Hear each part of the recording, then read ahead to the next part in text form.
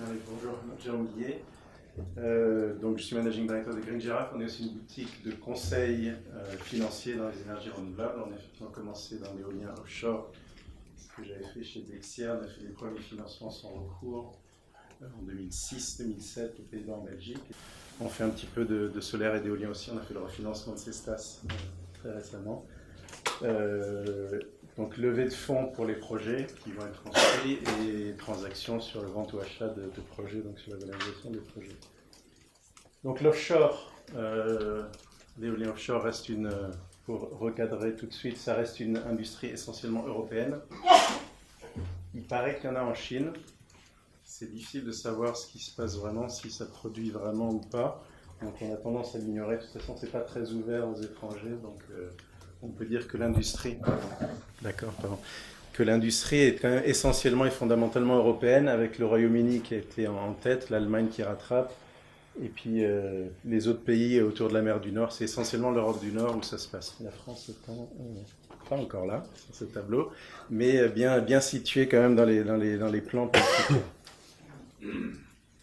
Alors, en termes de coûts, on a eu pendant très longtemps des mécanismes réglementaires sur base de feed-in tarifs, donc des prix fixes, ou des mécanismes un peu plus compliqués avec des ROC, des certificats verts et des autres mécanismes. Ce qui se passe depuis quelques années, c'est que la plupart des pays européens ont convergé vers des mécanismes d'appel d'offres, les enchères.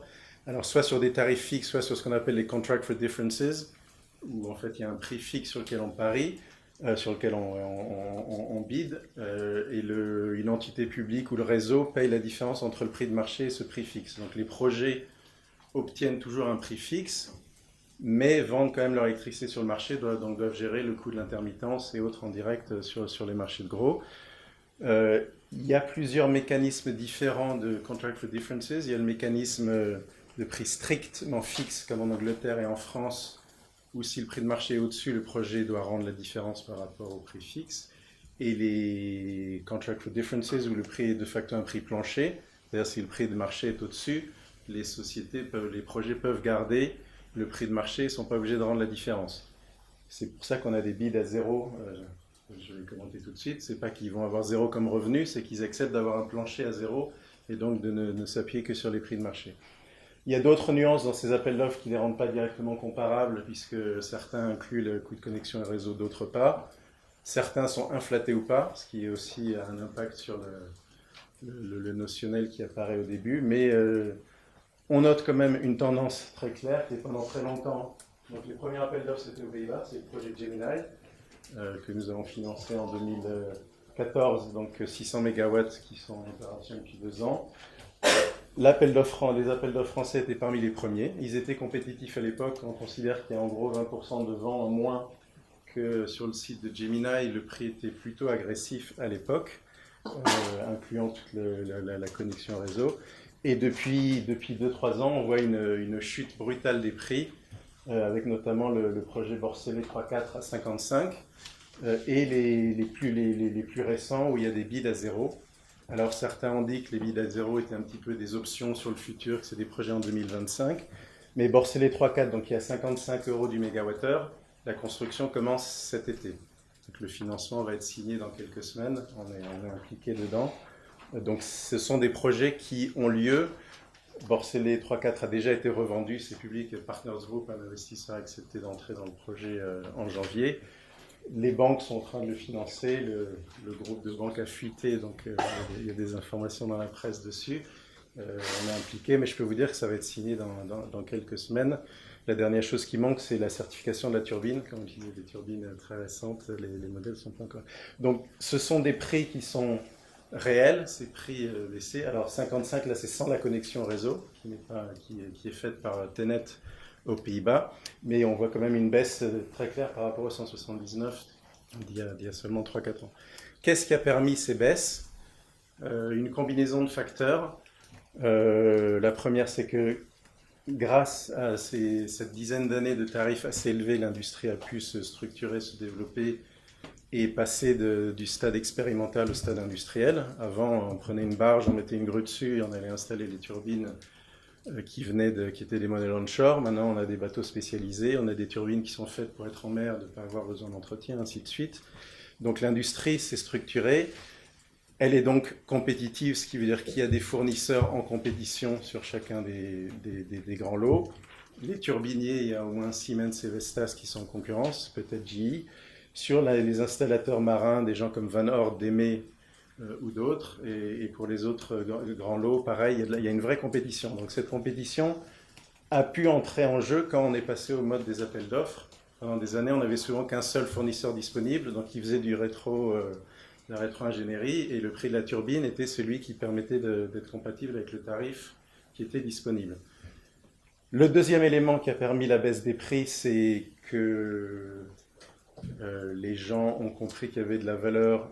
Donc le modèle de Dong, qui était effectivement de revendre par derrière les projets à des gens à capitaux très faibles, et bien cette plus-value, elle a été intégrée directement dans le prix. Donc quand Dong a bidé à 72, Borselais 1-2, ceux qui l'ont gagné à 72, ils vont avoir du mal à revendre ça au même prix qu'ils ont vendu les projets précédents quand ils avaient des tarifs à 140 ou 160. Donc la structuration financière post-construction a directement été intégrée. Donc des gens ont pris le risque de construction de facto et ont accepté de renoncer à ce profit futur qui était encore possible sur les anciens projets quand il y avait un prix fixe. De la même manière, la prime de risque liée au risque de construction est essentiellement fondamentalement passée à zéro sur ces projets. Donc on voit que les gens qui sont compétitifs sur ces appels d'offres, c'est ceux qui ont déjà construit des parcs, qui ont plusieurs gigawatts, donc Dong, Vattenfall, ENW, et les consortiums formés de constructeurs, donc Van Oord et Vestas, qui ont gagné les 3-4, Siemens et DEME, qui ont participé à d'autres appels d'offres. Donc on va peut-être voir la reconstitution d'un oligopole, des gens qui ont l'expérience d'avoir fait ça, qui sont capables d'être compétitifs. Est-ce que EDF et Engie, qui ont encore fait très peu d'offshore, pour de vrai, vont être capables d'être compétitifs contre les gens qui savent déjà combien ça coûte et comment ça marche? C'est une question ouverte. Le dernier élément qui a permis tout ça, évidemment, c'est la baisse du prix de l'argent. Donc il y a la baisse sous-jacente du coût de l'argent qui s'applique à tout le monde, que personne ne contrôle, donc les banques centrales, qui va peut-être repartir à la hausse, hein, peut-être, et la partie de prime de risque liée au secteur, qui, elle, pour le coup, a baissé régulièrement au fur et à mesure que tout le monde devenait plus confortable avec le risque. Les premiers projets, en 2009, les investisseurs demandaient 15% pour un projet déjà opérationnel. Aujourd'hui, on est à 7-8% avec levier pour un projet non encore construit. Donc, je suis un petit peu étonné par la faible sensibilité des LCE de Lazare au coût du capital, puisque nous, on voit que c'est quand même le facteur qui a le plus d'impact. Mais clairement, la baisse du coût de l'argent et de la prime de risque a eu un impact énorme et l'ingénierie financière a un impact énorme sur ces prix. Donc, ce qui m'amène précisément au sujet suivant. Ignorer le graphe de gauche, c'était juste pour montrer que l'Agence de l'énergie internationale, même il y a 10 ans, était quand même à dire, en gros, les renouvelables sont compétitifs, malgré leur biais anti-renouvelable. Plus intéressant, c'est le graphique de droite, qui compare, alors c'est pas dans les niveaux absolus, c'est une étude d'UBS qui date d'il y a quelques années, c'est plus pour bien insister sur la répartition, d'où vient le coût quelle est la composition d'un LCOE. Et donc, pour les centrales thermiques, l'essentiel du coût vient du fuel. Donc, c'est des centrales qui ne coûtent pas grand-chose à construire et à amortir, mais le coût du kilowattheure va dépendre du coût du mètre cube de gaz ou de la tonne de charbon. Pour l'éolien, le nucléaire, je ne l'ai pas mis ici, mais c'est la même chose. L'essentiel du coût va venir de l'amortissement de l'investissement initial. C'est le capitaux initial, le coût d'investissement. Comment est-ce qu'on l'amortit sur quelle durée? Ce qui veut dire deux choses, et là on va entrer un peu dans les choses politiques, c'est que ce prix-là, c'est une estimation. On n'a pas la moindre idée de combien coûte le kilowattheure d'une centrale à gaz dans 15 ans, parce qu'on n'a pas la moindre idée de combien coûte le gaz, un mètre cube de gaz dans 15 ans. Et il n'y a pas de marché, ça n'existe pas. Il y a quelques contrats de long terme qui peuvent être faits sur le GNL ou des choses comme ça, mais en gros, c'est un marché où il y a très peu de prix de long terme, donc ces LCOE, ce sont des estimations. Celui-là, c'est une réalité le jour où la centrale est construite et financée. Donc dans 15 ans, on sait quel est le prix du kilowattheure qui sort de l'énergie. Et ça, c'est une valeur sociale énorme. Donc les politiques qui permettent d'investir dans les sources d'énergie à capital intensif, donc que ce soit nucléaire ou renouvelable, donc là je n'entre pas dans le débat, mais en France on l'a fait sur le nucléaire et maintenant on le pousse sur le renouvelable, il y a une valeur certitude du coût de l'électricité sur très long terme qui impacte. Et évidemment, ce coût-là, il va dépendre du coût de l'argent, donc du taux d'escompte, qu'on appelle, que ce soit le WACC, le LCO, le taux d'escompte ou autre. C'est entièrement conduit par le taux de l'argent. Alors, un petit aparté sur l'effet de cannibalisation, puisqu'on est dans les choix de marché. Aujourd'hui, tous les marchés électriques sont des marchés spot. Quand on met du renouvelable dans un système, il y a des marchés spot, le renouvelable étant soit par priorité de dispatch, soit parce que simplement le coût marginal est à zéro, ben ça fait baisser les prix. Ça supprime les sources les plus chères à chaque instant, qui sont en général les centrales à fuel ou à gaz, les centrales à carbone, et ça écrase les prix. Donc ça, c'est une étude de 2008 où on voit une journée sans vent et une journée avec vent. Si on pousse ça à l'extrême et on commence à le voir, au bout du compte, on aura du prix à zéro tout le temps, avec des pics très élevés le jour où il y aura passé les heures où il y aura passé de solaire et d'éolien. Alors, ça va être discuté plus tard sur les coûts de réseau et les coûts d'intégration, mais un élément qui est utile de se souvenir ici, c'est que quand on a mis des prix fixes pour soutenir les renouvelables, il y a eu un surcoût qui est la contribution de la CSPE ou de la EEG en Allemagne, qui est apparemment payé par les consommateurs, mais qui leur est rétrocédé via la baisse des prix de gros, ou qui pourrait leur être rétrocédé via la baisse des prix de gros. Et en réalité, le transfert, quand on fait les calculs, on se rend compte que les feed-in tarifs ont effectué un transfert non pas des consommateurs vers les producteurs de renouvelables, mais des producteurs traditionnels vers les producteurs renouvelables. Ce qui explique évidemment beaucoup du discours des utilities sur le renouvelable. Ils étaient contre parce que ça leur piquait leur argent. Le discours est devenu un petit peu schizophrène maintenant qu'elles ont un pied de chaque côté, mais ça a pollué énormément le débat. Mais fondamentalement, c'est que les renouvelables ne prenaient pas de l'argent aux consommateurs, prenaient de l'argent aux producteurs. Il n'en reste que dans un monde où les renouvelables sont l'élément dominant, si on part vers des systèmes de prix spot où les prix vont être à zéro tout le temps, comment est-ce qu'on investit, comment est-ce qu'on construit les centrales? Donc, vraie question politique. Et on voit le débat sur les marchés de capacité et autres mécanismes, où là on met tout le monde en tarif fixe et on supprime le marché. Autre élément lié au design de marché, pour dire que la réglementation n'est jamais neutre, le marché n'est pas neutre. Là, c'est une courbe. Historiquement, donc sur les marchés spot, le prix de l'électricité a suivi le prix du gaz. Et sur certains marchés américains, on le voit encore, la courbe du prix du gaz et la courbe du prix de l'électricité sont vraiment très fortement corrélées. Donc on peut dire que les centrales à gaz surfent sur le prix du gaz et donc elles sont en permanence bénéficiaires, donc elles sont ce qu'on appelle des price makers. Donc, elles surfent sur les centrales à coût fixe, donc le nucléaire ou l'éolien, vont être, quand les prix sont élevés, vont être compétitives, quand les prix sont bas, elles ont des coûts fixes, donc elles vont être en cash flow négatif pendant cette période. Si les périodes de prix bas du gaz sont trop longues, la centrale éolienne ou la centrale nucléaire va faire faillite. Donc quand c'est sur 2 ou 3 ans, c'est qu'il y a des financements de dette, les centrales ne seront pas compétitives du point de vue de l'investisseur. Donc un investisseur qui va investir dans une centrale éolienne sur la base d'un prix marchand ne va pas se comparer au prix moyen de l'électricité dans le futur, mais au prix le plus bas. Il faut être capable de survivre à tout moment au prix le plus bas. Si vous prenez, pour prendre un exemple simple, vous êtes sur la plage en Normandie avec votre gamin et qui est en bouée, vous êtes attaché au sol par une chaîne, la marée monte, le gamin va flotter et ne va pas se noyer, vous, la marée elle arrive, 1,80 m d'eau, vous êtes mort. La hauteur moyenne de votre enfant sur la période de la marée sera plus basse que vous. C'est de 1 m à 2 m, il est 1,50 m en moyenne, vous êtes 1,80 m. Qui est mort, c'est vous, c'est pas le gamin. Donc, on peut être moins cher tout le temps en moyenne sans être compétitif pour un design de marché donné. Donc, dire qu'il y a un marché neutre et que dire laissons le marché décider, c'est une absurdité économique. Il faut voir quel marché décide. Si on est sur les marchés spot, on se compare au prix le plus bas quand on fait une décision d'investissement et non pas au prix moyen. D'où évidemment l'idée des feed-in tarifs et des mécanismes d'appel d'offres pour des prix de long terme. Mais vu qu'aujourd'hui on est sur les prix spot pour le marché, qu'on dit ça c'est le marché, ça c'est la compétitivité, il ne faut pas oublier cette comparaison. Donc compétitivité et profitabilité ne sont pas forcément la même chose.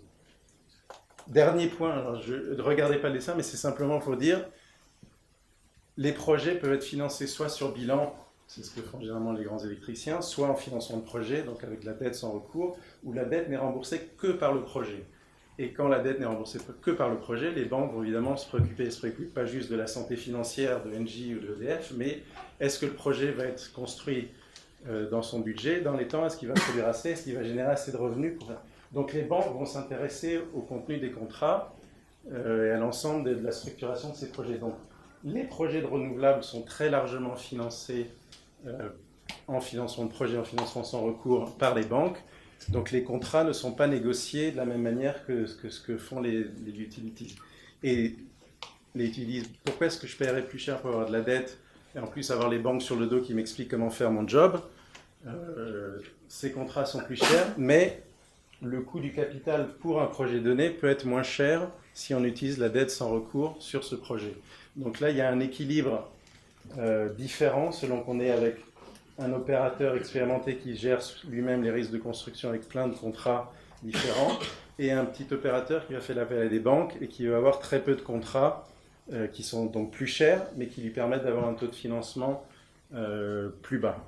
Et on a vu sur Borselais 3.4, sur Borselais 1.2, Borselais 3.4, on a eu justement les utilities contre les indépendants en financement de projet. L'un a été gagné par les utilities, l'autre par un consortium d'indépendants. Donc les deux sont possibles, mais amènent à des structures de projet, des structures de coûts assez différentes. Dernier point que je voulais faire avant de m'arrêter, pour dire encore une fois que le choix de réglementation a un impact énorme sur le coût des renouvelables. Là, c'est la retranscription de deux modèles financiers, un pour un projet anglais et un pour un projet allemand. Donc, on considère que techniquement, c'est des projets identiques. On lui applique le feed-in tarif allemand à 150 € du mégawattheure. Et là, l'ancien régime anglais qui était prix de marché pour l'électricité plus un prix de marché sur les certificats verts, les ROC. Donc, il y a un mécanisme qui a existé jusqu'à il y a 3-4 ans, qui était soumis à des quotas déterminés par le gouvernement. Donc, il y avait un pseudo-prix plancher, mais au-dessus, il y avait un double risque de prix ici, alors que là, il y en avait un. Il n'y en avait aucun sur le risque de prix. Donc là, on considère que c'est des projets à coût identique. Ce qui se passe sur le projet anglais, et on revient au point qui avait été présenté dans la première présentation, les investisseurs et les banques vont dire mais il y a un risque de prix, je ne sais pas trop où vont être mes revenus, donc je vais être plus conservateur sur les hypothèses de revenus, et mon capital va être un petit peu plus cher. Donc on voit qu'il y a moins de dettes que sur le projet anglais que sur le projet allemand. Donc le coût de la dette est un petit peu plus bas, mais donc il y a beaucoup plus de capitaux propres, avec un taux de rentabilité exigé plus élevé, et au bout du compte, on se retrouve avec un coût résultant, qui résulte de la structure financière, qui est 20% plus cher sur un projet anglais, juste par simple changement de réglementation. Donc, en disant on va prendre des mécanismes de marché, on se retrouve avec le même projet qui est 20% plus cher. En disant ben, la compétition va faire que c'est moins cher, mais donc les mécanismes de marché n'ont pas toujours les résultats auxquels on s'attend, parce que qu'est-ce qui est en compétition et qu'est-ce qui est comparé, c'est pas forcément la même chose. Donc, c'était pour conclure un peu sur le point, c'est fondamentalement le coût des renouvelables et le principal facteur d'impact sur le coût des renouvelables, c'est le coût de l'argent, le coût du capital. Et le principal élément qui va influer le coût du capital, c'est la stabilité, la prévisibilité des revenus futurs. Donc les tarifs de long terme ont une valeur. Donner un tarif sur 20 ans, c'est quelque chose qui crée de la valeur et qui baisse le coût des projets renouvelables parce qu'on attire des capitaux moins chers. Si on veut un mécanisme de marché, eh ben on peut faire des enchères sur des tarifs à 20 ans, donc pour créer de la compétition sur ce tarif. Après, on peut gloser sur est-ce que la compétition s'applique sur un projet qui a ses permis ou qui n'a pas ses permis. Débat en cours sur les deux appels d'offres français du premier tour. Mais ça peut avoir un impact du simple au double sur le prix de l'électricité au bout du compte. Donc, juste pour donner cet élément de réflexion pour finir. Voilà.